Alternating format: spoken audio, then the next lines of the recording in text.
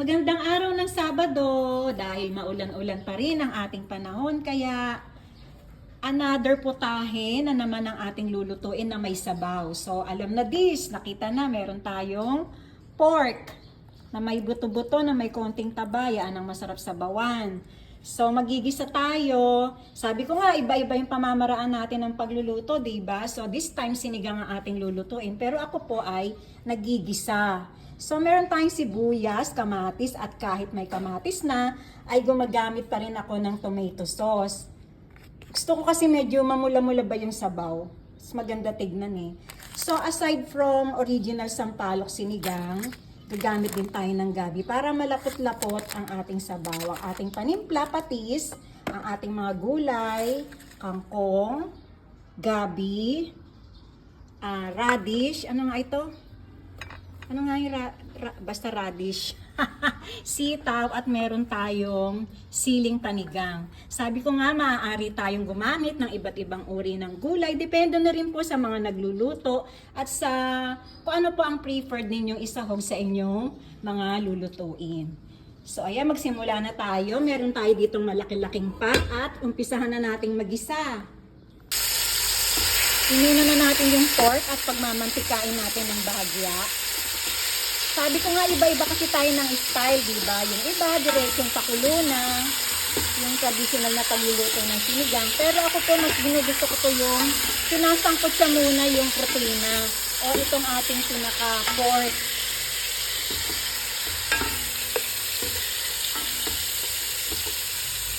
Sunod na natin ng sibuyas, yung kamatis,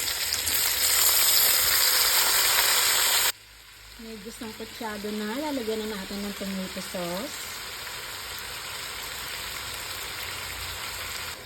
2 kutsarang patis. Mga 1/3 kutsaritang paminta. At ang pinakasabaw natin, yung pangatlong unad ng bigas.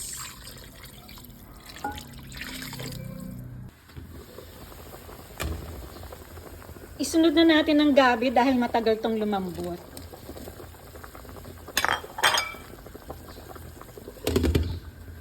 Gagamit din tayo nito para mas malasa ang ating pork sinigang. Medyo hininaan muna natin ng apoy. Medyo luto na rin yung ating pork kaya isusunod na natin tong radish o labanos. Lagyan na rin natin sampalok mix. Dagdag tayo ng sampalok mix, gabi. Konti lang muna, baka masyadong umasim. Dahil nag-reduce yung ating sabaw, kaya magdadagdag pa tayo ng kaunting tubig.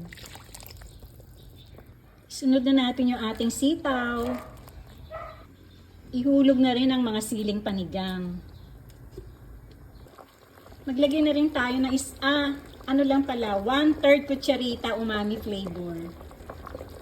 At kalahating kutsarita iodized salt. Kasi medyo matabang pa yung panlasa natin kanina. So magdagdag lang tayo ng kaunting asin. Almost done na ang ating pork sinigang, kaya ihulog na natin tong kangkong.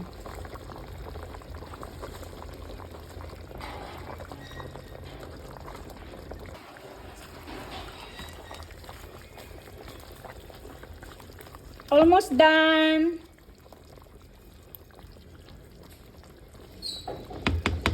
Kain na tayo!